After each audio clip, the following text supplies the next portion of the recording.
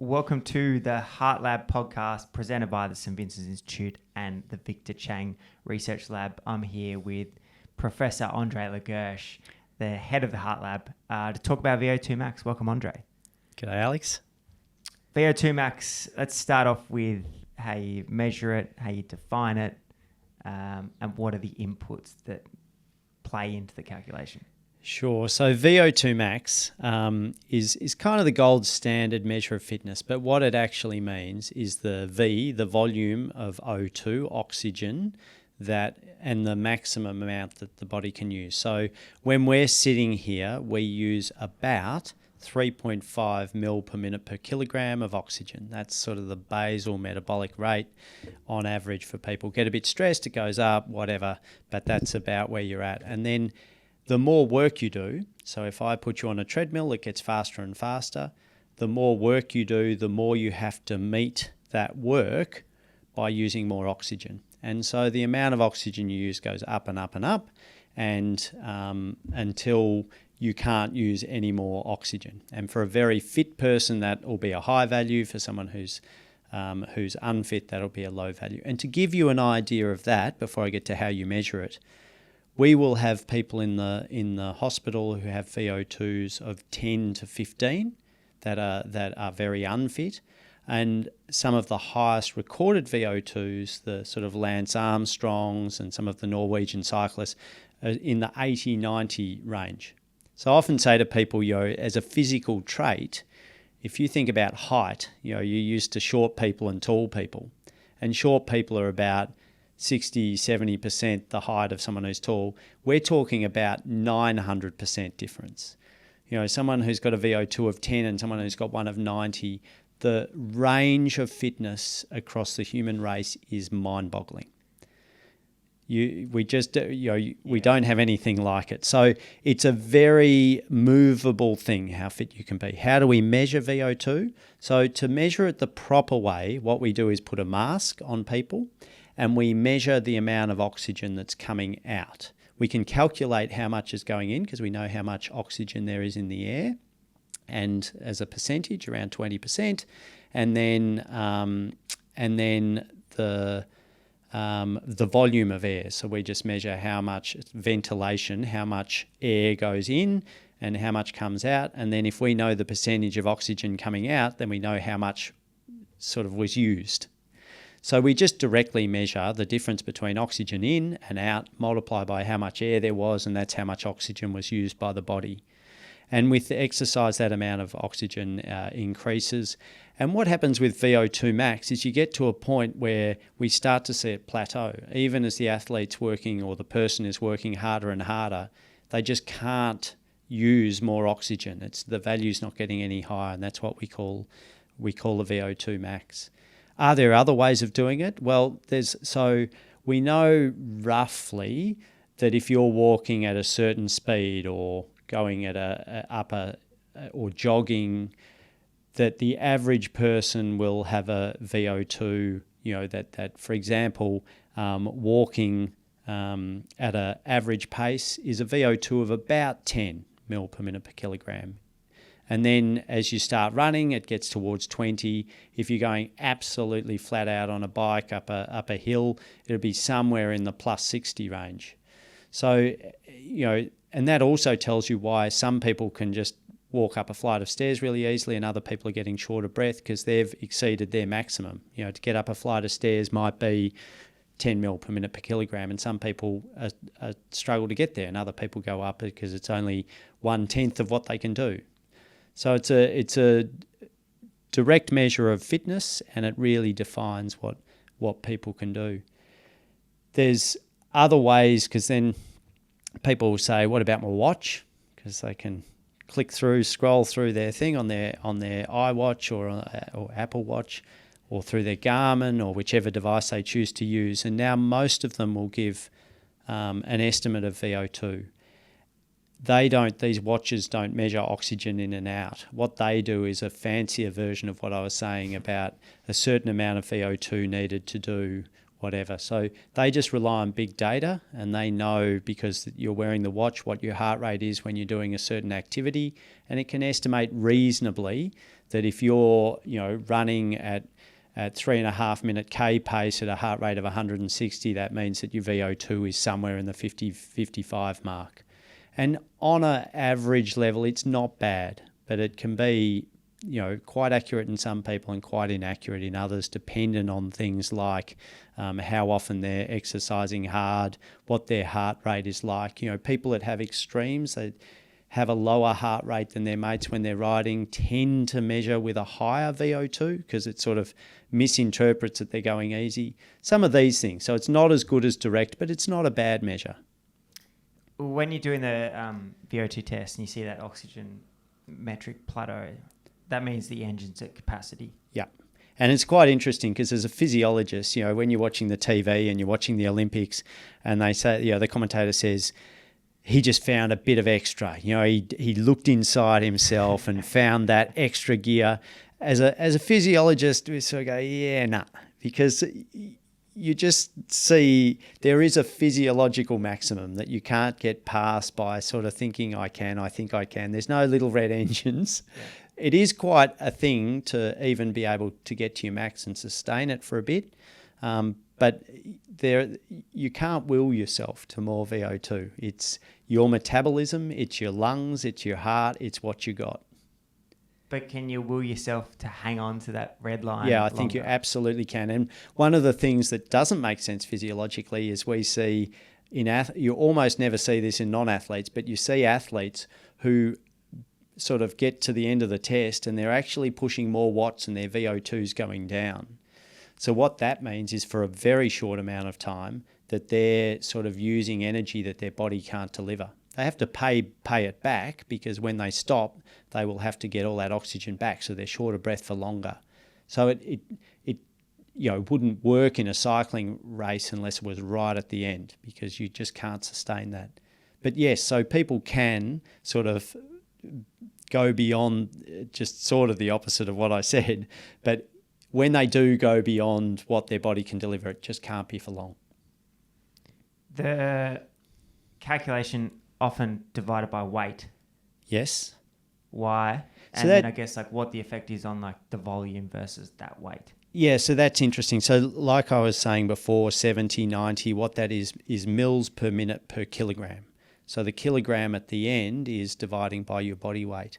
And what that does is essentially says that, so for example, the pro cyclists often record some of the highest VO2s per kilogram because they'll be a 50 kilogram little mountain climber, yet the actual amount of oxygen that can be used, we record the highest in things like rowers. Big, strong rowers.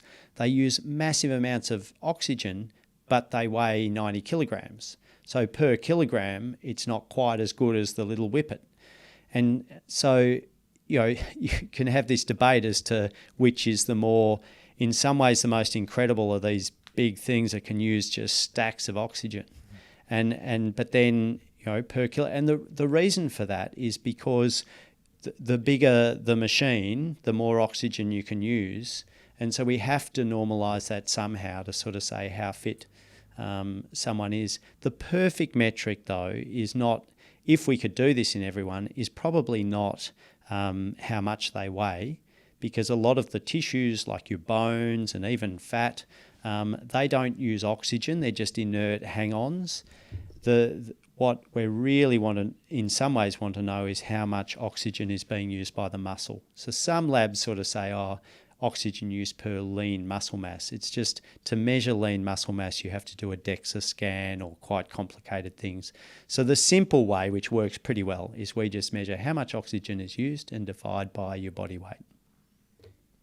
Is there, we talk about the Lance Armstrongs or the cross-country skiers or the Norwegian triathletes, is there a Lance Armstrong of volume?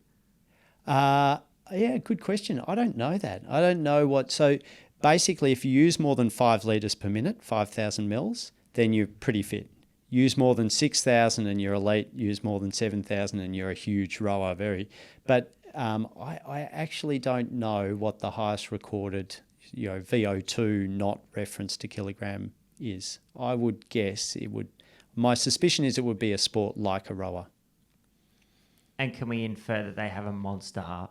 Yes. So it's really interesting that the heart size is really quite strongly correlated to VO2. So, and more to raw VO2 than to per kilogram. And so we see on average bigger hearts in rowers, bigger bodies, bigger oxygen use, bigger engines, which isn't so surprising, I guess, but the biggest hearts we see in the biggest machines and the biggest oxygen use.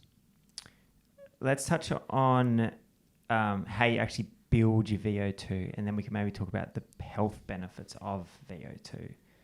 How do you build VO2 max? So from that, like you said, that crazy stat of when you put it in the percentage of 900%. So probably the other thing to do just before we get to that is sort of what is important, like how important is VO2 versus some other metrics, because in reality, VO2 is your very maximum, but it's actually not something that most of us use a lot. It's almost more important to have a high ventilatory threshold. What the ventilatory threshold is some people call it the lactic threshold, but basically, as you exercise and gets harder and harder, you use more and more oxygen, and you get to a point where you actually can't provide enough oxygen for the amount of energy that you need, and you start using other sources of energy, which cause an oxygen deficit. You're building up acid, which means that you cannot sustain that level of exercise. And when you finish, it's like when you see the person being interviewed at the end of the 800-meter run and they run up and say, how'd that go? And they go, I can't. What they're doing is breathing hard, not because they're just standing there. They shouldn't be breathing. They're breathing hard because they've been above the ventilatory threshold and have all of this acid that they have to breathe away.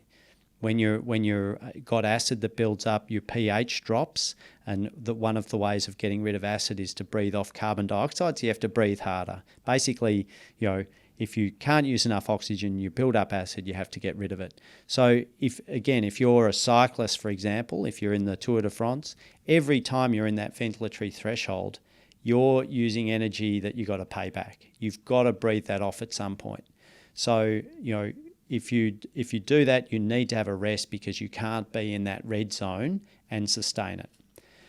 So what the elite cyclist needs to do is have a really high level that they can sustain, a really high ventilatory threshold. And interestingly, one of the famous cases was Alberto Salazar versus Derek Clayton, and Derek Clayton's VO2 was not super high, but he could run almost at his maximum at an aerobic level. Whereas Alberto Salazar's VO2 was much, much higher, but his ventilatory threshold was about the same. So basically, Derek Clayton and Alberto Salazar could run at the same speed, and if Salazar ran faster, he'd just burn out. Even though he had more room to move, he couldn't sustain that. So the VO2 it's an important measure. It's sort of what is your whole capacity. But actually, probably what's more important for endurance athletes is how much of that whole capacity can they sit at and stay at. So you don't see correlation between VO2 and threshold? We do. So the fitter you are, because in a way, for example, to take an extreme, if your VO2 is 80, then your ventilatory threshold might be 60. There's a whole lot of people whose maximum isn't even 60. And you can see, you can put two people on bikes next to each other and increase it, and you'll see some people are beyond their maximum, and the pro cyclist hasn't even sort of started breathing.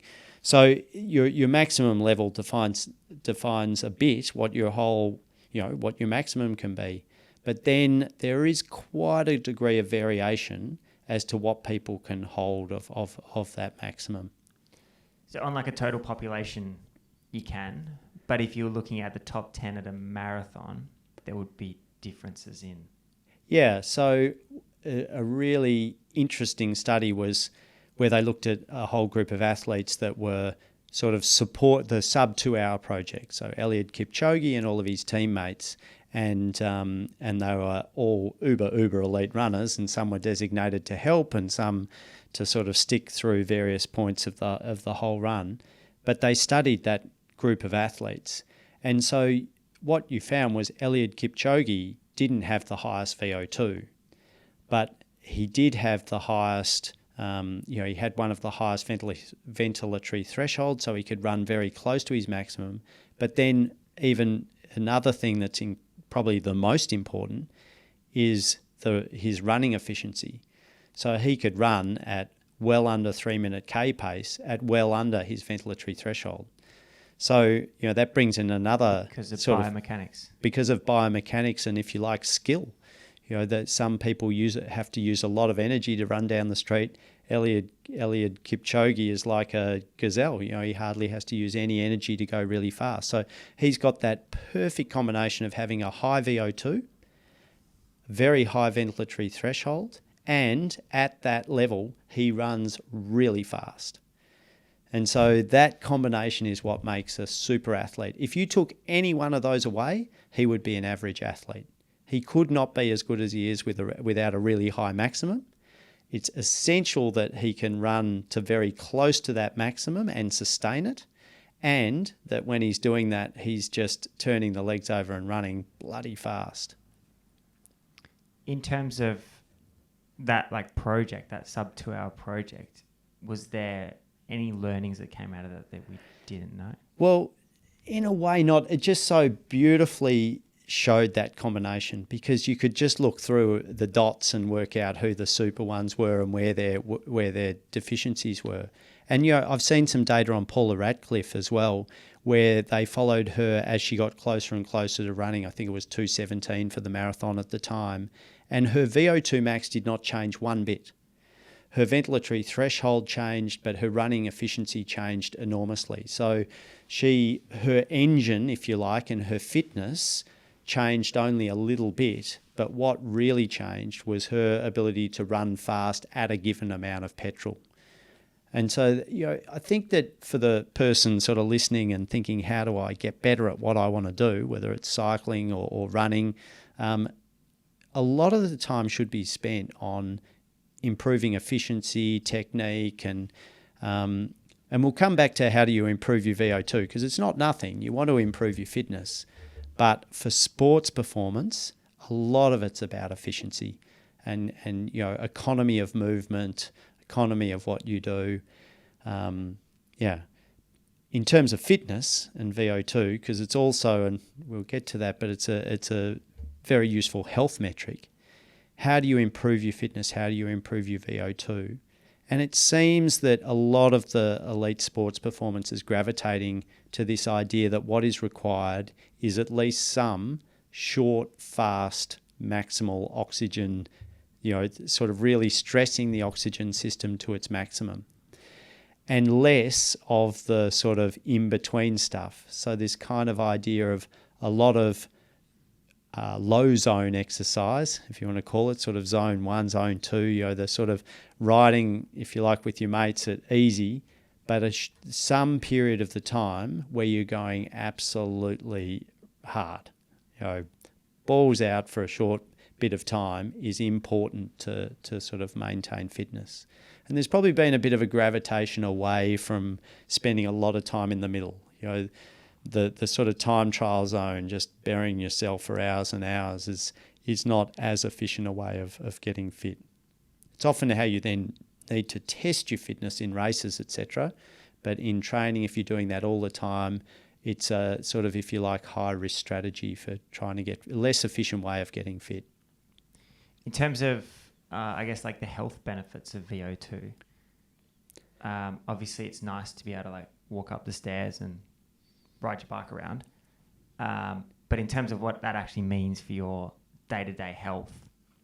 So VO2 is one of the strongest, if not the strongest, prognostic factor. So every time people have looked at the relationship between how long you live and VO2, it is outperformed just about anything.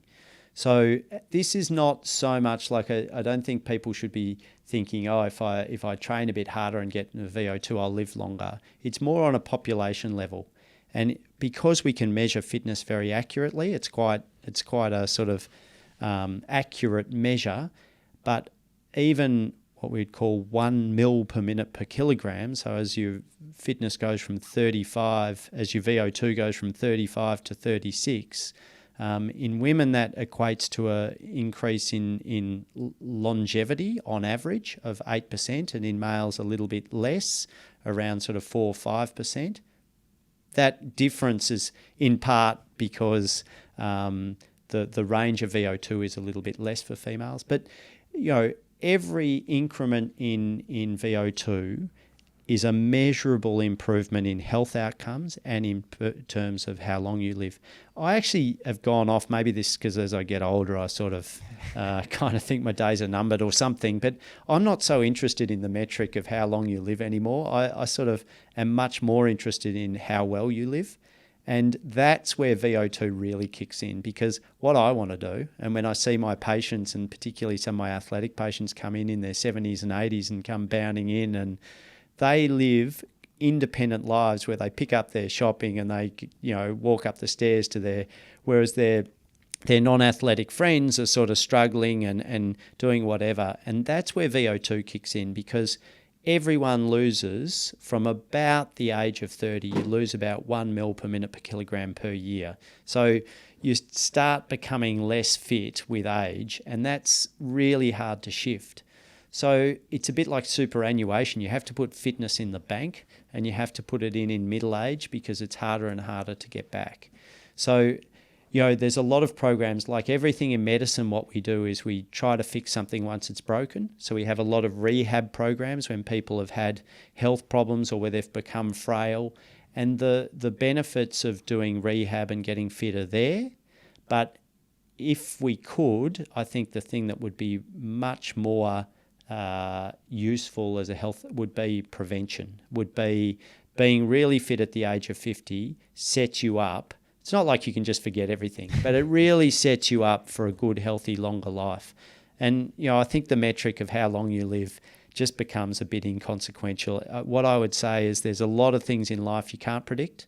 Some people, unfortunately, doing everything right will get cancer. Unfortunately, some people do everything right and they'll have a heart attack. Some people will have a stroke. You do everything you can to prevent those, but sometimes you can be really unlucky.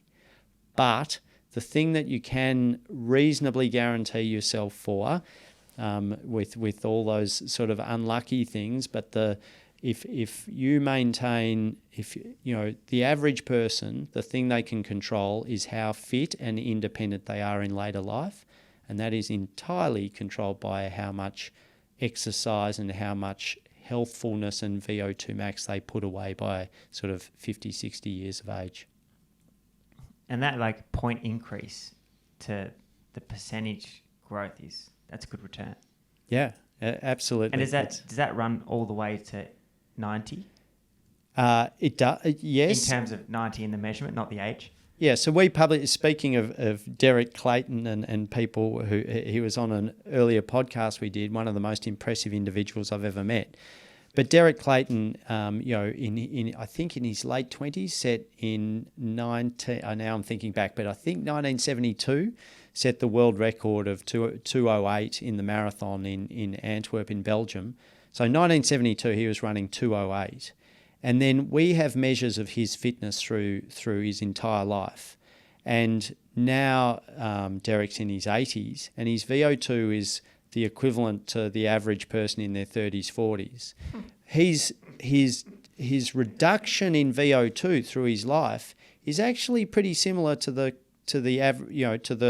population average, but he's banked so much that if you just were to follow his VO2 and he's lucky and he does avoid whatever, we estimate that he would be expected on his fitness to live to 117 years of age. Which, there's a lot of that might not, but it just shows, even more important than, let's again forget how long he'd live, what it does tell us is he would stay above what we call the functional threshold. We say that once your VO2 is under 18, then it's hard to do simple activities of daily living. He has another 20, 30 years before he would be expected to drop below that. And that is what counts. I want to be able to sweep the floors and do the bed and walk up flights of stairs in my 80s. That's my goal in life, and how I do that is we'll go for a ride after this podcast. That's the sort of attitude. Yeah. And you got to put the work in though your entire life. So if Lance Armstrong stopped riding after the Tour de France, yeah, you can lose fitness very quickly. But I guess the other thing though is it's very hard to gain, and the older you get, it gets harder and harder. There's some work by a by a brilliant physician in Texas, Ben Levine, and he looked at people in their sort of 60s and 70s. And once you get to your 60s and 70s, if you have a very low level of fitness, it is almost unachievable to get it back. Again, I'm not saying that you shouldn't try, because what you can do is maintain what you've got, to drop away, and it becomes really, every mil counts when you haven't got much. But to get from really, really, dangerously unfit back up to average fitness almost can't happen once you're in your later decades. So you need to put that away and then sort of maintain it. And it really is key. I think it's a forgotten metric, because we are living longer. The human race is living longer in almost every country. It's sort of turning the corner in some first world countries like the US, but in general, every year we're living a little bit longer, and the metric for me now is not how long we live, it's how well we live. And I think we've got a lot of control over that. In terms of training it, we could go for a bike ride after this. We could go climb some hills after this. You go do some running around the track after this. You go lift weights in the gym after this. Which one do we do? How do you train it? Do they make any difference? So as a throwaway line... And also thinking about, I guess, that athletic performance in growth versus that longevity piece. Yeah. So this is the do as I say, not as I do, because... But what I say to patients and what I believe is a bit like a diet, you want to have a bit of everything on the plate. So if you want the perfect healthful exercise, you want to do some slow aerobic exercise, and quite a lot of it. You want to do some short, sharp, what's often being called now high intensity interval training, or HIIT, that really short to sort of close to maximum type exercise. That gets you sort of your base, your healthfulness, if you think about the long slow as being metabolism, to train the body not to get diabetes and just to be an efficient use of the system. You think about the high intensity as kind of sharpening the pencil and getting the top bits of fitness. And then the other thing that I would add as the third piece of the puzzle is some weight training. I think it's important for athletes, and when you're young and fit, it becomes progressively more and more important as we get older, for two reasons. One, because maintaining muscle mass is really key, but also because it's a really important injury prevention thing, and injury sets you back a long way. So, in the perfect world, lots of slow aerobic, a bit of short HIIT training, and then some weight training. Which part of that, in terms of the weight training, that might enable you to train more or train stronger or not get injured, but that's not going to help your VO2, or it will? It probably doesn't directly help your VO2 much. If you take the average person, it actually does have an impact on VO2, but it's not the main player for VO2. It's more like it provides one of the pillars that enables you to get your VO2. If it gives you some good quality muscle, then you then have to get that muscle sort of mitochondria switched on and using oxygen, which is the fitness. But you kind of, again, sort of need all of those components to get your maximum healthfulness and maximum fitness. What don't we know about VO2, and what would you like to know? I don't think there's so much we don't know about VO2. I think what we perhaps don't know so much about is exactly what we've been talking about, is how you can maximize that most efficiently. And there's some funny things. It's a bit like that Something About Mary film where the guy says how many, I've come up with the perfect business plan. All those people say you do a 5-minute workout. I've got the 3-minute workout. There's kind of this thing in the media of trying to find the least amount of exercise you can do to get the maximum fitness. And it becomes a bit absurd sometimes. But at the same time, I do think that in the ideal world, you don't want to waste. Most people are getting, the busy person doesn't have that much time. So coming up with more efficient ways of becoming fit will be important. There's a lot of, again, the other thing that we talk about is the fitness pill and sort of some medications that can improve our fitness.